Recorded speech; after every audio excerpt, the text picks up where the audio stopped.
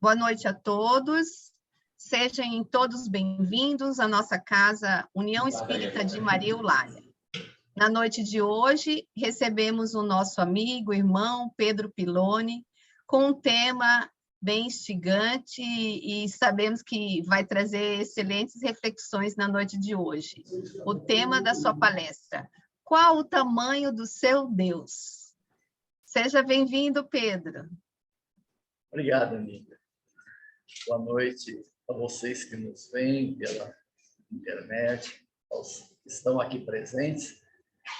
Minha gratidão pela oportunidade. É um privilégio conversar com vocês e compartilhar esse espaço, como disse o dito, né, de acolhimento e de aprendizado. Bem, em pleno século XXI, cá estamos nós, às voltas, uma tarefinha deixada para nós há milênios, né? E nós estivemos envolvidos com esse desafio desde que ingressamos na condição hominal, que passamos a ter consciência de nós mesmos, né? Ainda que na simplicidade e na ignorância, nós já tivemos o desafio de reconhecer que a vida flui e há muita coisa além de nós mesmos. E tudo isso que existe além de nós mesmos tem uma dinâmica, tem um movimento, uma organização que é perfeita. Então, a ideia de um ser superior, de um ente superior, de algo, de uma força que está acima de nós, esteve presente desde que ingressamos na condição de humanidade. E olha, quanto tempo vai para termos chegado ao que estamos hoje. Passamos pelos profetas, que a tradição judaica registrou no Velho Testamento, os ensinamentos. Passamos por vários que criaram tradições próprias, o islamismo, o budismo e tantos outros, Lao Tse, que deixaram para nós propostas fantásticas, maravilhosas, para entendermos isto que está acima de nós. E cada um deu um nome, e no nosso caso, né, de ocidentais, chamamos de Deus, algo que está além e acima de nós mesmos. E nesse tempo todo que nós já vivemos, a gente se visita internamente para perguntar qual a participação de Deus na nossa vida. Como está essa relação com algo que transcende, que é o divino, que é a perfeição? Como que está essa relação para nós que estamos hoje parados para conversar sobre isso? Eu gostaria até de ouvir vocês e eu retransmito, falo aquilo que vocês estiverem falando para aqueles que não estão presentes. Como é que está a presença de Deus para você, André, hoje? O que é isso que existe na sua vida e que você denomina de Deus? É tudo, né? Sem ele não somos nada. Tudo. Ele é tudo, sem ele não somos nada. Nós nem existiríamos, né? Porque somos criação, né? Somos criaturas oriundas dessa causa primeira. Isso aí. Quem mais pode dar seu palpite? O que é isso que existe para você e que você chama de Deus? Fala, Valtinho.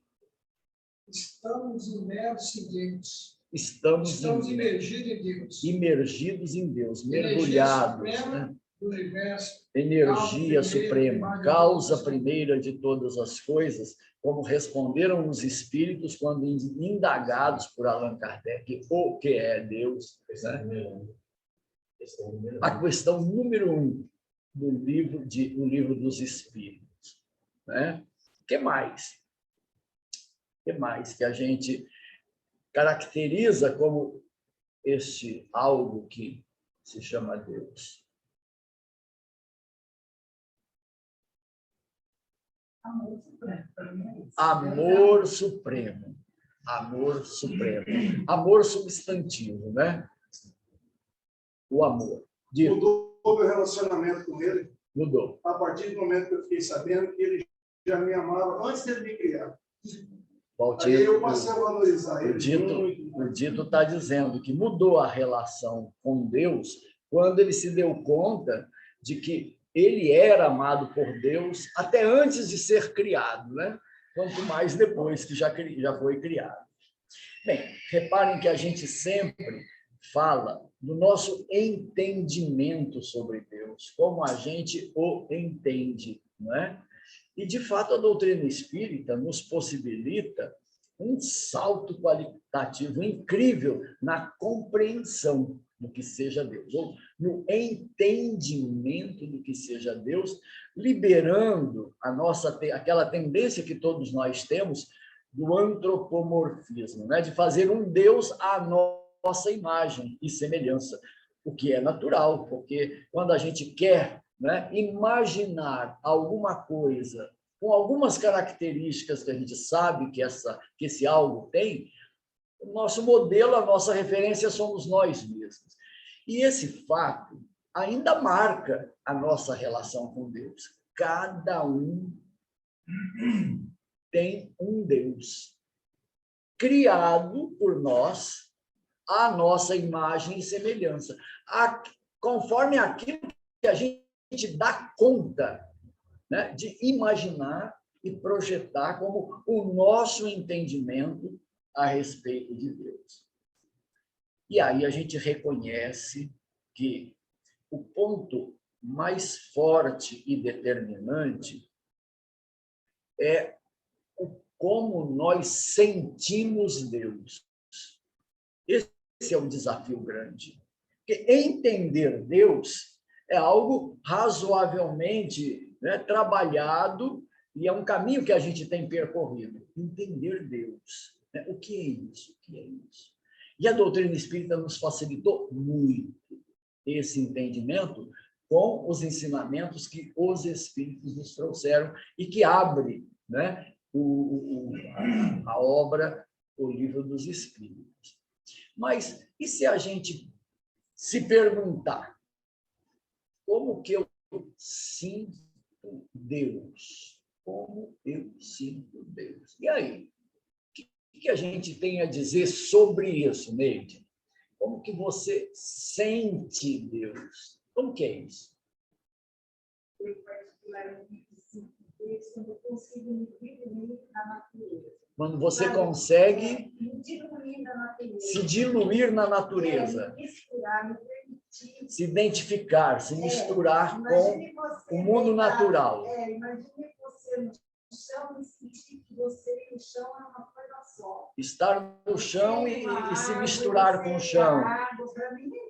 Isso, estar na água se misturando, né, como parte da água. Então, é um jeito de sentir. Contemplando o céu. Ou contemplando. Recebendo as energias do sol. Captando as energias que vêm desse mundo exterior, o sol, né? Contemplando as estrelas e sentindo a energia que flui de lá para cá, imaginando que seja, né, essa estrela, ela é um sol em torno do qual gravitam planetas, né, tantos mundos. Isso aí. Fala, Valtinho, assim foi só para segurar a cabeça? Você tem o que dizer? Já que você abriu aí um leque aí, depois que eu li em Atos dos Apóstolos, diz lá assim: Deus não habita em templos feitos pela mão dos homens. Deus habita dentro de vós. E depois que eu descobri que Deus habita dentro de mim, a potência, a onisciência, a onipresença, eu fiquei bem relaxado, fiquei bem assim, com a forma diluída Diluído da natureza. Tudo Olha é aí. amor, tudo é luz. Valtinho dá né, um serviço completo para focar Deus, né? Lembrando que... Fala outra vez, Valtinho, para eu ir reproduzindo. Em Atos dos Apóstolos, Uhum. diz assim: Deus não habita em templos feitos pela mão dos homens. Deus não habita em templos feitos pelas mãos dos homens, E sim dentro de e vós. sim dentro de vós. Né? Então, dentro da onipotência, onisciência, onipresença. Então, nós temos toda a energia que rege o universo dentro de nós. Então, ele já traz que as características que esse divino tem, né, que habita dentro de nós, é a onipotência, a hipotência, poder, né? Oni, o máximo, tudo. Então, esse Deus que habita dentro de nós é o poder máximo do universo, onipotente. Ele é onisciente, então ele tem a ciência total de tudo, ele é a verdade de tudo que existe, ele já tem, ele não precisa conhecer nada, né? Tudo já está nele, toda a verdade já está nele. E a onipresença, então, ele está em tudo, tudo é Deus, tudo que existe é Deus, né? Está em tudo. Está no coração e não nos templos. Né? Então, qualquer um pode sentir Deus. Se está dentro de si próprio, né? Qualquer ser humano pode sentir Deus, seja ele letrado ou não, tenha ele a capacidade de expressar ou não, ele pode sentir Deus. Né? Bem, com isso, nós temos assim os elementos essenciais para nos situar, né, na nossa relação com Deus. Humberto de Campos, no livro Boa Nova, no 3º capítulo, ele descreve um diálogo que vale a pena revisitar e ler com detalhes cada frase que ele coloca, né, nesse diálogo que Jesus mantém com um sacerdote. Jesus vindo da Galileia e parando em Jerusalém, nas cercanias do templo, que era assim, uma obra monumental, é visto por um grupo de sacerdotes que estavam à porta do templo e que repara aquela figura diferente, né, que chamava a atenção. E o grupo se dilui e um deles vai lá para conversar com aquele ser que estava lá, né? Pelas características, pelo cabelo, ele logo identificou que se tratava de um nazareno, né? De um galileu, né? Que também é nazareno, alguém vindo da Galileia. E pergunta para ele: que fazes aqui, Galileu? Com toda a serenidade, Jesus vai respondendo as perguntas que vêm na sequência, e ele afirma: eu estou aqui para construir um reino. Estranho que, quando indagado, diz: eu estou aqui para construir. Passo pela cidade. Como? Passo pela cidade. Passo por aqui. Ele estava de passagem, né? Bem lembrado disso. Eu passo por aqui. Simplesmente para construir um reino. O sacerdote ficou intrigado, né? Riu, né? Cheio de sarcasmo, né? Foi o mesmo sacerdote que depois conduziu a condenação dele, Haná. E com aquele desprezo natural, porque ele, um sacerdote, uma autoridade, olhando um galileu, um passante, né? Veio para construir um carpinteiro, né? Ele vinha da profissão do pai, era de carpinteiro, né? Que se afirma que estava lá para construir um reino, estava de passagem para construir um reino. E aí o diálogo prossegue maravilhosamente, né? E ele começa a indagar: mas de onde virão seus seguidores? Em que local que será? Né? E tal. E Jesus vai respondendo. E ele parte dessa primeira afirmação: eu vim para construir um reino no coração da criatura humana. Bom, nesse diálogo que foram assim as primeiras manifestações públicas de Jesus, porque foi no ano 30, né, foi um dos primeiros eventos dele de se colocar frente ao mundo, ele anuncia o escopo da presença dele na Terra. Construir, instaurar um reino no coração de cada criatura. Para isso que ele veio. Para que o reino de Deus pudesse se fazer notado, percebido e vivenciado na intimidade de cada ser humano. Então, a gente reconhece que a finalidade fundamental, a missão essencial de Jesus entre nós foi para isso. E se ele ver isto acontecer, ele atingiu a proposta, né, de sair de uma condição de espírito solar, se permitir uma materialização em carne e osso, para deixar um monte de ensinamentos que todos convergem para essa condição, o reino de Deus dentro de nós.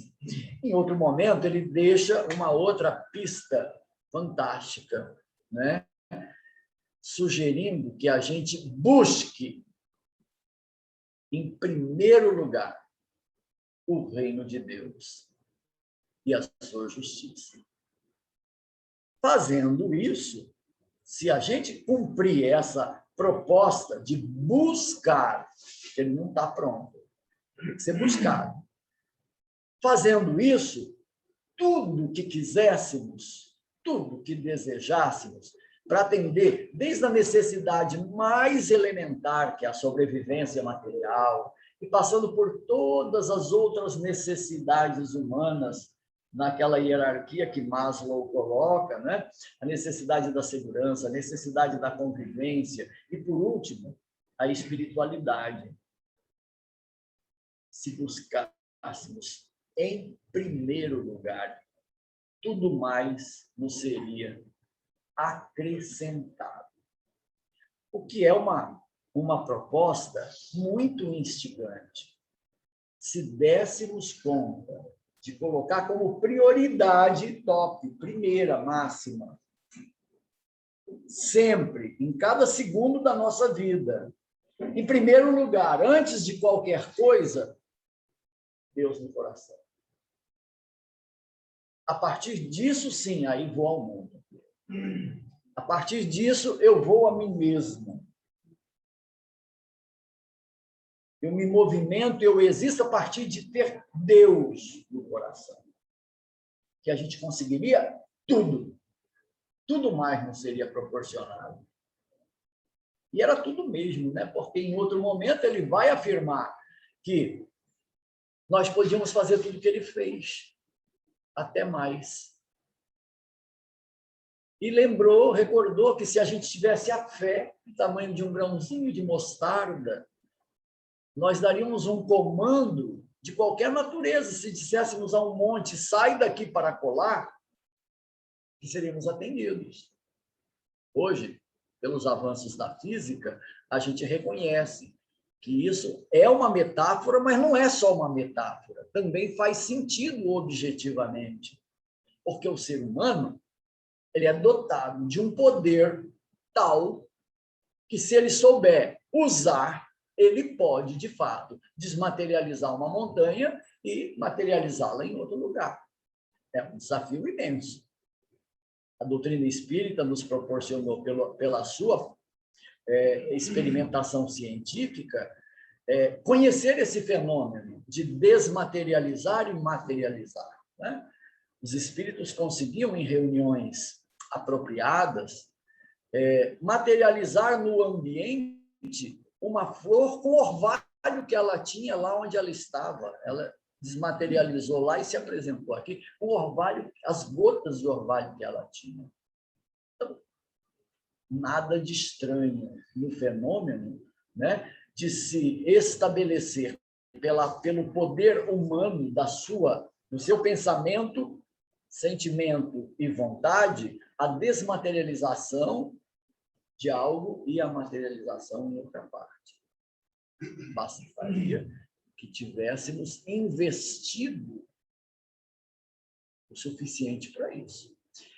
Isso não parece tão doido quando a gente vê criaturas que, na atualidade, como Sai Baba na Índia, que assim vai tirando substâncias e materializando e fazendo e acontecendo assim aos olhos, à luz do dia, aos olhos de todos. Então, são poderes que o ser humano tem, mas não usa, nem sabe que tem, por isso também nem usa. Então, as condições para que seja real, que nós façamos tudo que Jesus fez e mais até, elas não são fantasiosas, elas são reais. Né? Nós só não sabemos quanto tempo de evolução vamos precisar para isso, mas que podemos. Né? Vamos chegar lá. Então, com essas pistas bem simples e apresentadas por Jesus, nós temos a indicação de que viver é esse processo de estar no mundo, mas que a prioridade zero, a questão essencial e fundamental é que a gente se veja e se assuma como filhos de Deus. E que, em essência, nós temos os atributos divinos, porque criados por Ele. E tudo aquilo que a gente consegue ver no divino, nós podemos também trazer isso para nós. A percepção que foi trazida aqui, não é? De que Deus é amor. Então, nós, humanos, somos amor.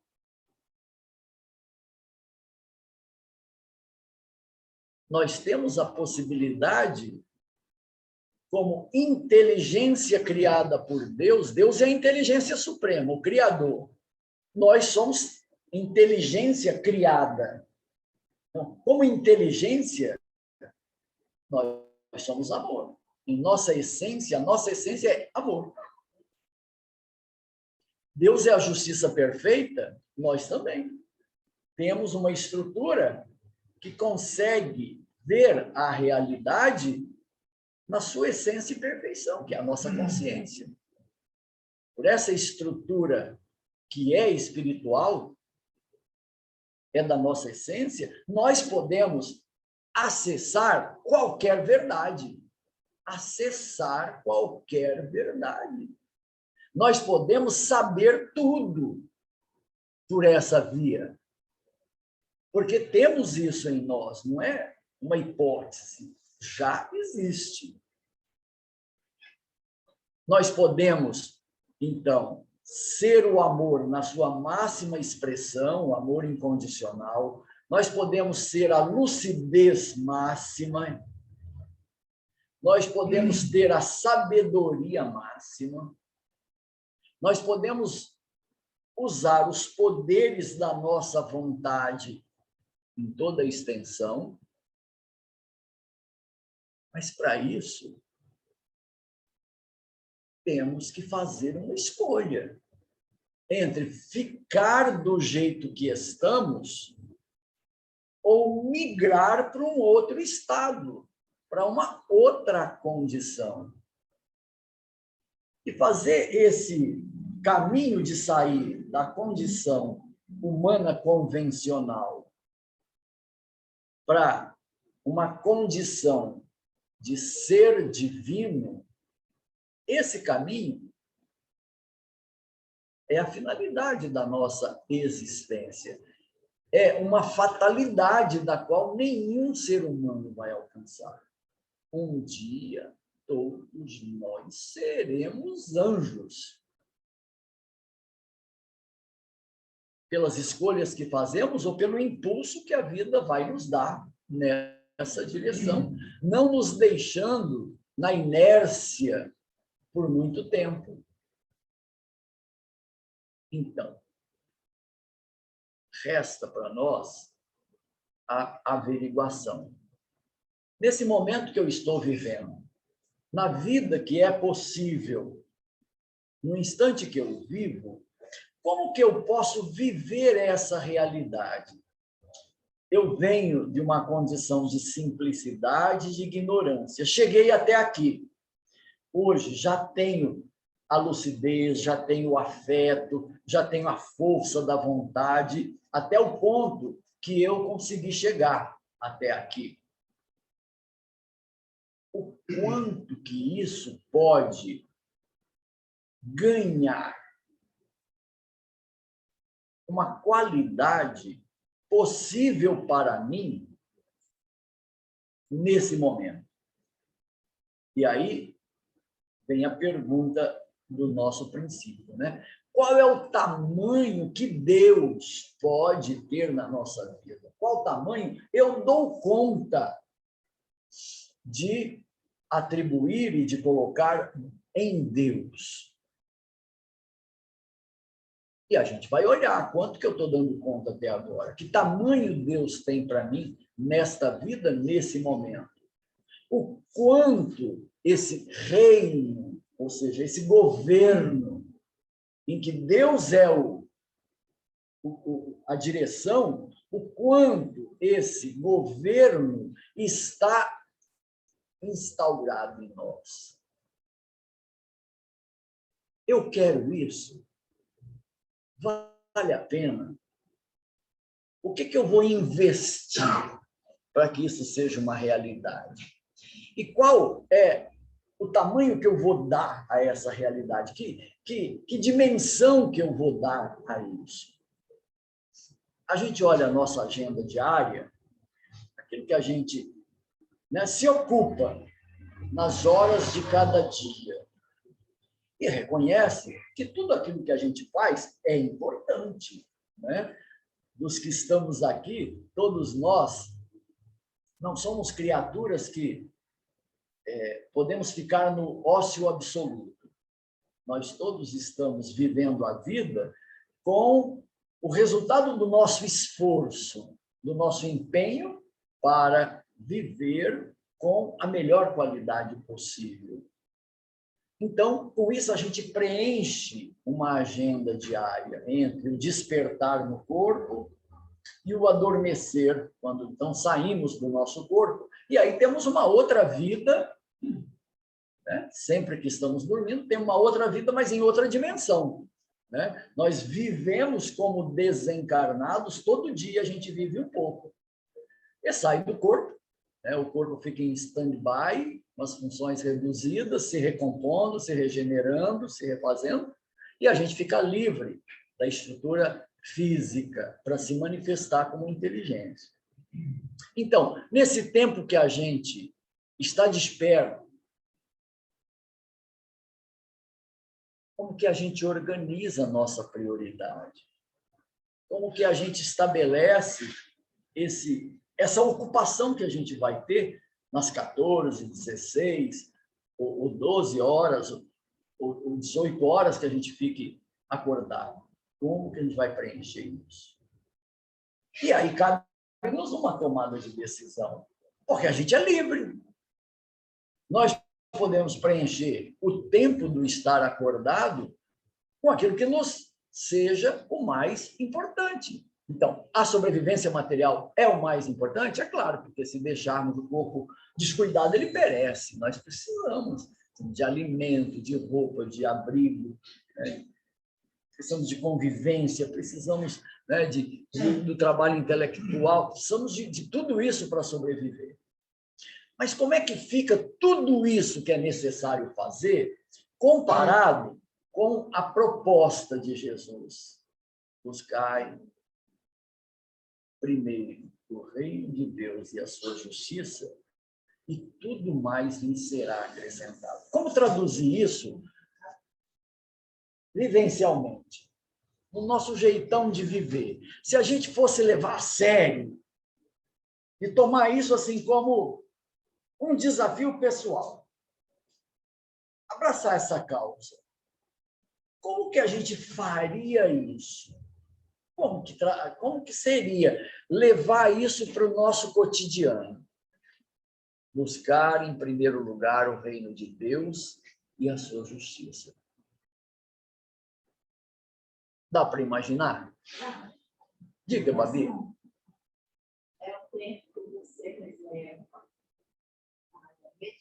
o tempo que a gente reserva para meditação, para oração, o autoconhecimento, para a caridade, para o perdão. Esse tempo que você dedica às coisas do Espírito. O tempo que nós dedicamos às questões do Espírito, né? São essas, como essas que você relacionou, e tantas mais que podem existir. O tempo gasto para olhar a si mesmo, analisar seu comportamento. Bom, direcionar, né, nossas ações entre aquilo que é o bem, ou perceber que pisamos na bola, né, causamos prejuízo, né? Esse tempo que a gente gasta para fazer isso é o tempo de Deus em primeiro lugar. Fala, Valtinho. Você está assim, eu estou achando que você está levantando a mão para falar.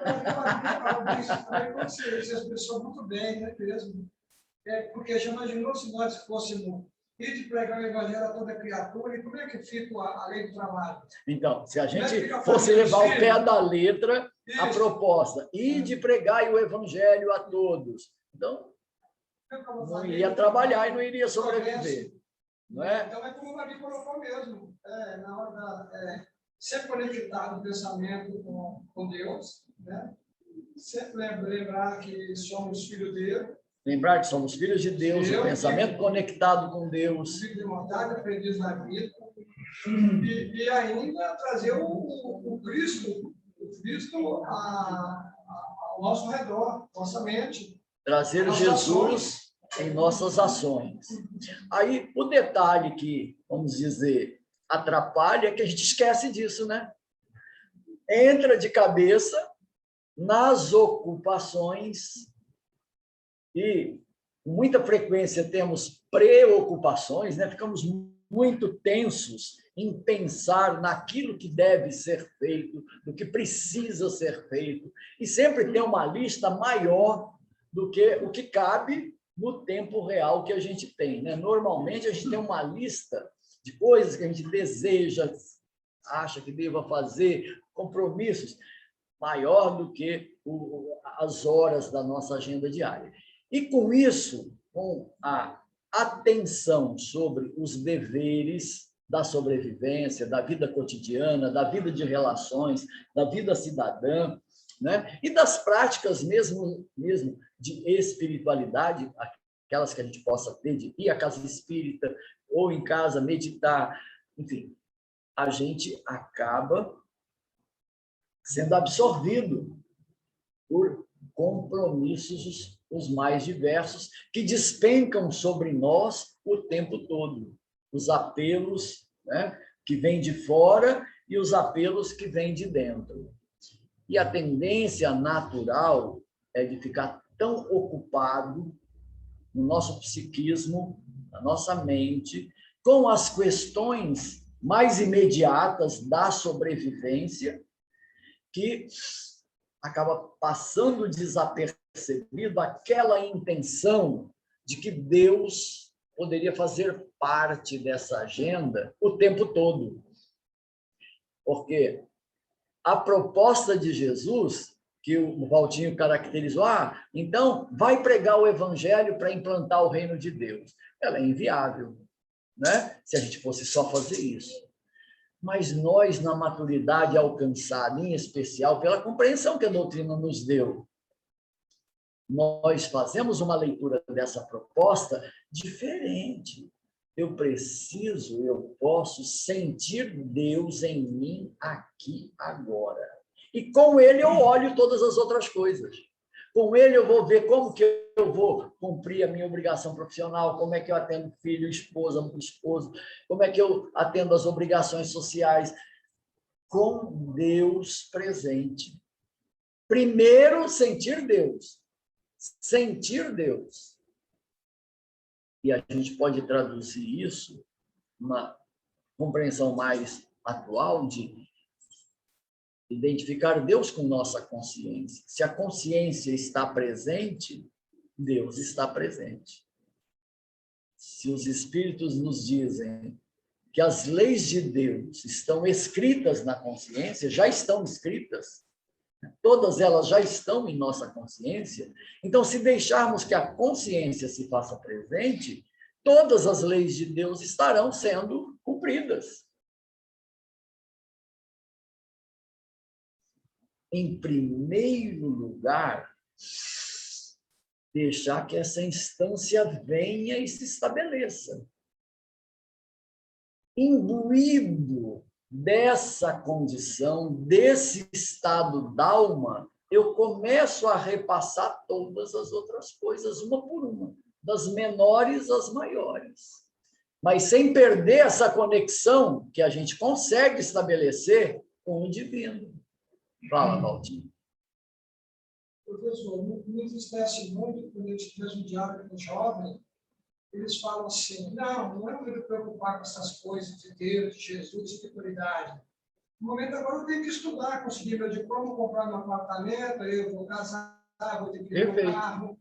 Aí depois eu vou pensar nessas coisas espirituais. Isso me entristece muito. O jovem, ele tem uma cultura que foi, de alguma forma, proporcionada a ele, seja no ambiente familiar, ou no ambiente social, ou no ambiente escolar, ele tem a cultura, predominantemente, de que cuidar de Deus é só naquele momento que ele vai a uma igreja ou que ele segue alguns ritos, que ele para fazer formalmente uma oração, né? Então, numa visão superficial, que é a visão que a grande parte tem por não terem, né, um atendimento para que compreendessem o que é Deus, então eles têm essa visão de que Deus é igreja, ritos, né, orações, né? Então a oração mais poderosa, a oração mais eficaz, se seguir uma formulação em forma de oração, isso é seguir Deus, isso é ter Deus, isso é fazer contato com Deus. A proposta espírita vai muito além disso, né? Aliás, rompe com isso, e como você disse, né, na sua fala, fazendo a citação, não procurar Deus nos templos, mas sim dentro de si. Essa é a chave que, na atualidade, valeria a pena tanto investir em nós mesmos, na nossa compreensão, na absorção dessa realidade, quanto naquilo que a gente compartilha com os outros. Estivemos até aqui acostumados a buscar Deus muito longe. Deus está lá no infinito.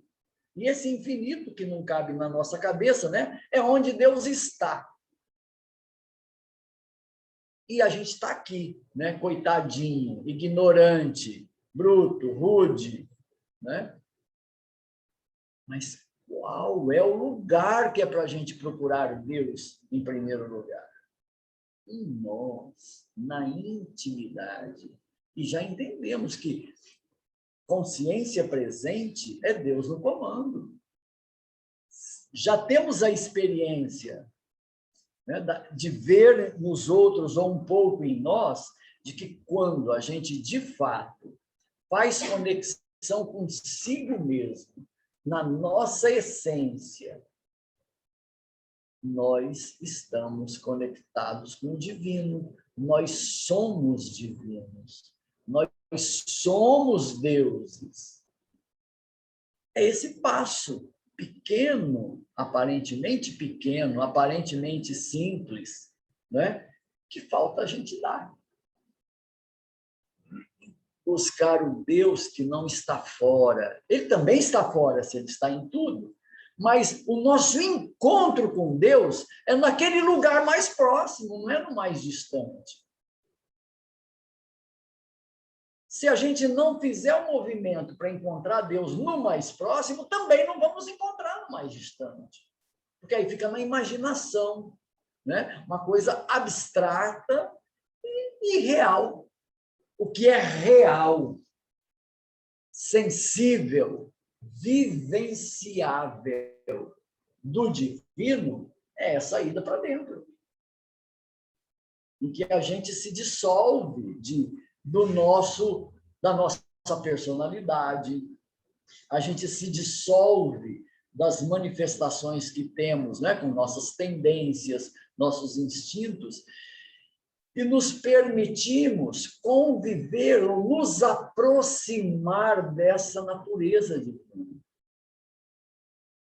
E aí sim, se fizermos esse encontro do Deus que está em nós, aí a gente parte para o mundo, aí vamos para a nossa agenda.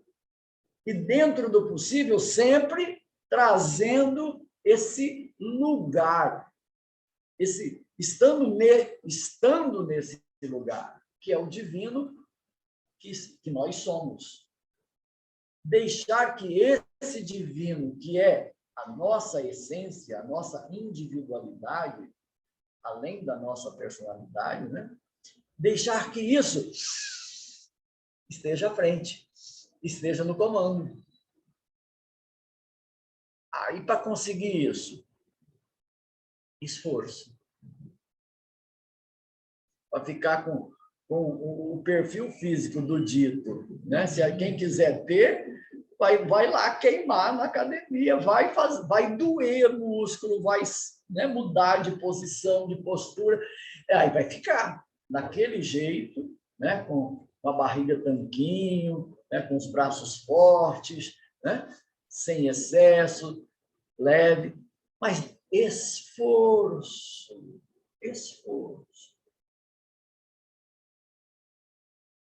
A chave de uma mudança começa na decisão. O que a gente está escolhendo? O que a gente gosta e escolhe, prioriza. E agora eu vou focar no que eu escolhi. Eu escolhi sentir Deus, então vou começar a fazer um movimento para sentir Deus. E a gente vai dar aqueles passinhos, né, de formiga a princípio. Mas a gente está dando um passinho. Se a gente persistir de que esse é o escopo da nossa vida, é para isso que a gente existe, a cada instante vai ser um tanto que a gente faz de aproximação do divino que nós somos. Aí eu esqueci disso, tá bom, ficou de lado, mas depois eu retomo. Até a gente eleger que isso realmente vale a pena, mas vale muito a pena, aí a gente não afasta mais. Mas a gente tem que passar pela experiência, né, de um dia conseguir ficar 1 minuto consigo mesmo, ou 30 segundos consigo mesmo. Você não consegue 10 segundos consigo mesmo, ou simplesmente um estalo de pensar em si mesmo. E persistir no propósito. 1000 passos começa com o primeiro. Inevitável. Sentir Deus é uma coisa assim que tive um relâmpagozinho de Deus, desse Deus que está em mim. Mas esse relâmpago, que foi muito rápido, na próxima tentativa ele é um pouco mais. E se a gente gostar da coisa, a gente vai insistir mais. E vai buscar. E vai descobrir caminhos. Existem muitas possibilidades ao nosso alcance, que quando a gente está focado nisso, interessado nisso, a gente vai descobrindo. Alguém falou que a meditação tem essa finalidade. Então, deixa eu saber o que é isso. Como que é isso? Quem que faz isso? O que ela consegue? Onde tem? O que eu posso fazer? A gente já tem uma prática da oração. Mas a oração que eu faço, a qual eu estou habituado a fazer, é uma oração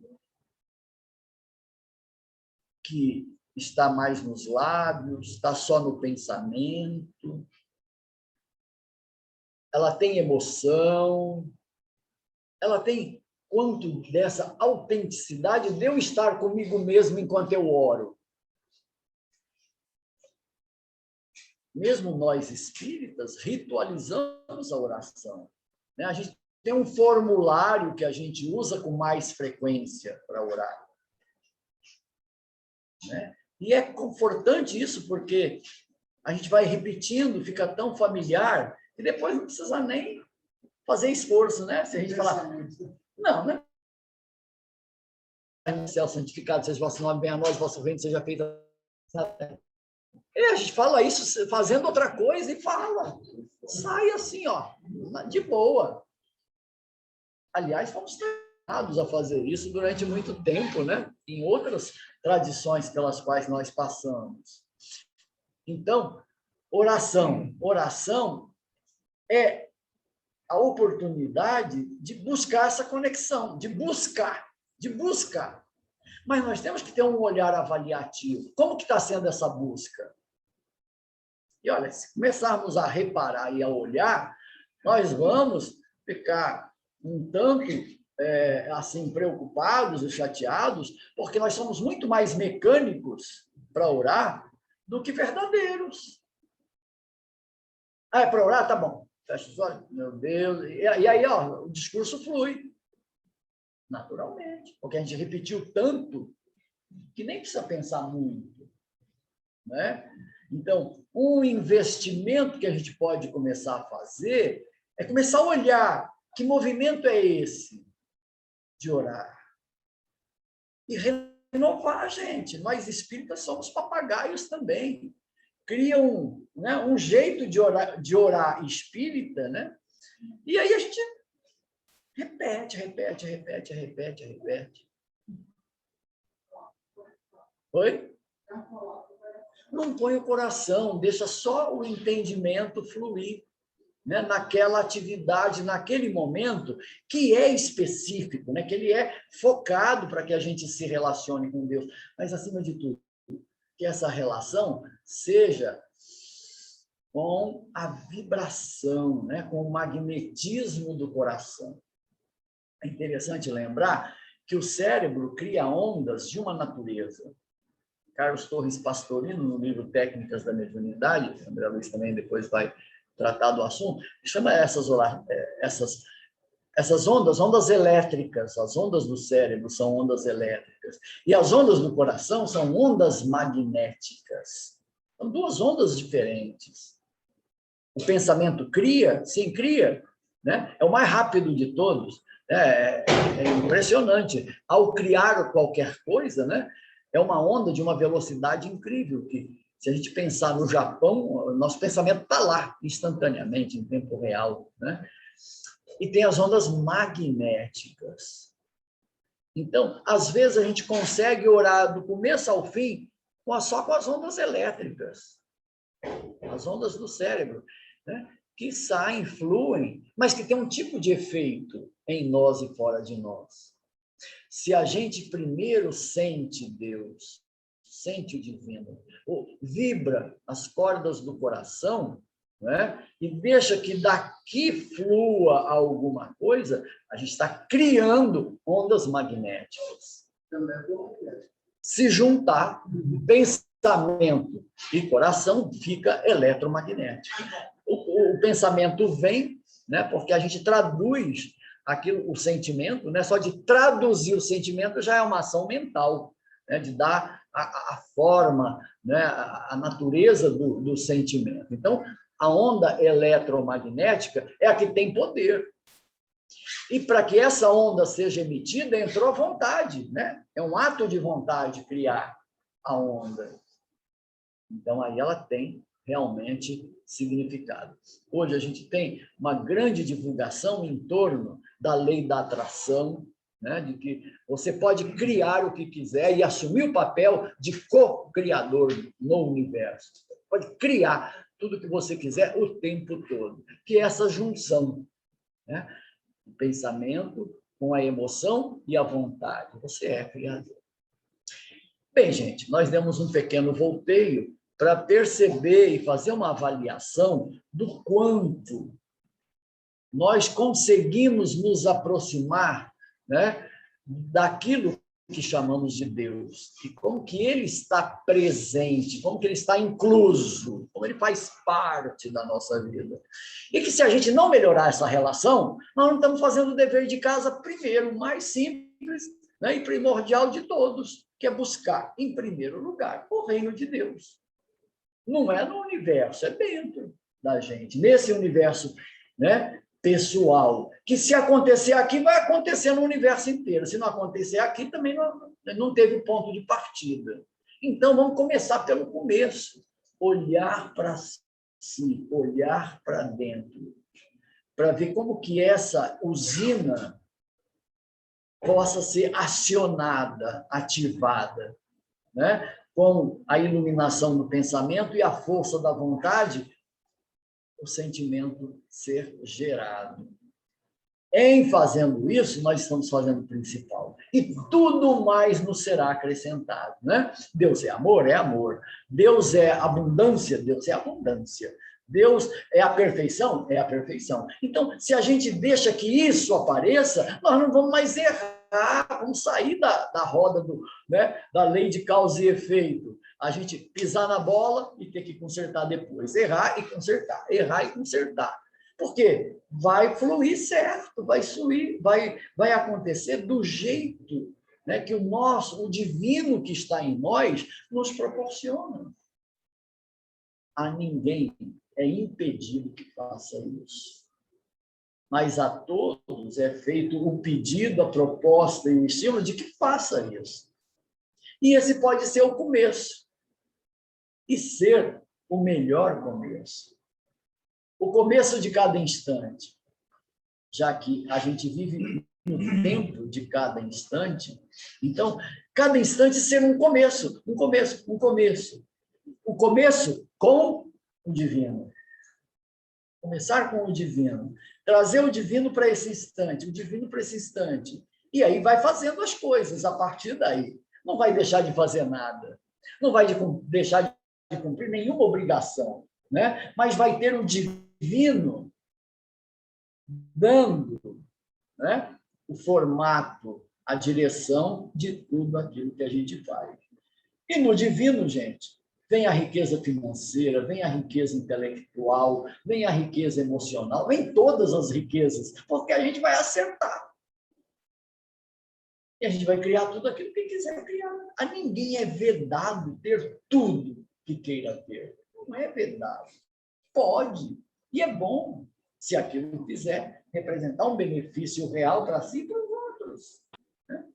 As misérias que existem, todas elas são resultados do nosso distanciamento do divino.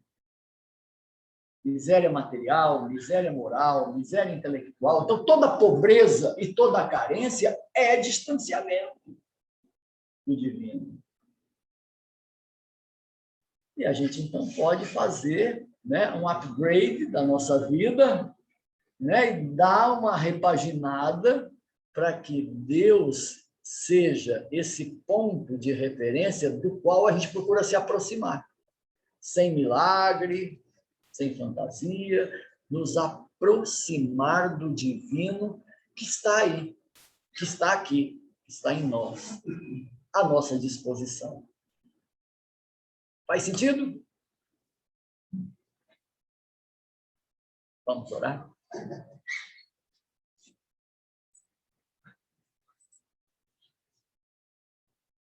Com a coragem de ir para dentro de nós mesmos,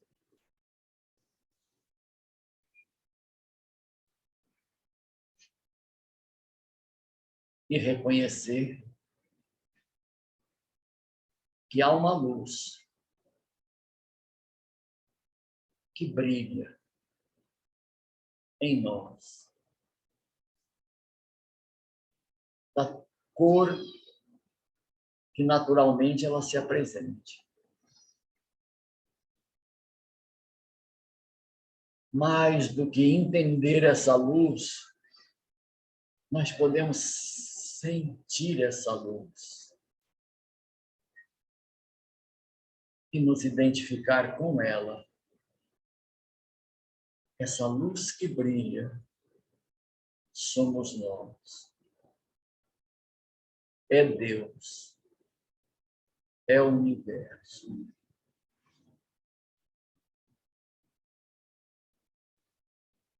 Podemos identificar que nessa luz há uma vibração que tem um tom caloroso, acolhedor.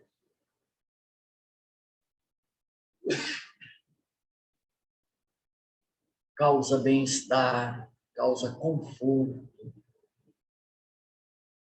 Traz uma sensação de inteireza.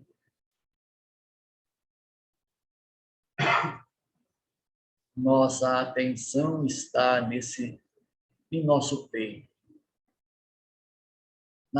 nessa usina que emana a partir dessa região. Há alguma coisa que se irradia. E algo bom, que nos deixa leves, nos faz sentir seguros e gera uma tranquilidade.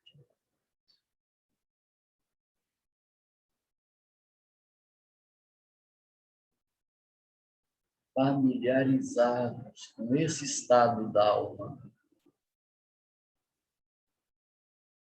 reconhecemos que há uma fonte que nos abastece.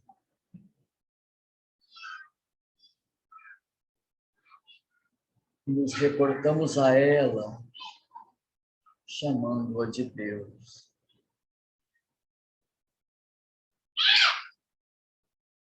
E externamos. Muito obrigado, Senhor da vida, por termos chegado até aqui, por estarmos desfrutando de tudo que hoje se expressa como nossa vida. Obrigado, Senhor da vida, por sermos o que somos, por compreendermos o que estamos compreendendo, por poder conduzir nossa vida na liberdade que nos é dada para nos manifestar. Desejamos, Senhor, viver os instantes próximos, sentindo o que sentimos agora. E afirmamos que podes nos dirigir, nos conduzir nos passos que temos a dar.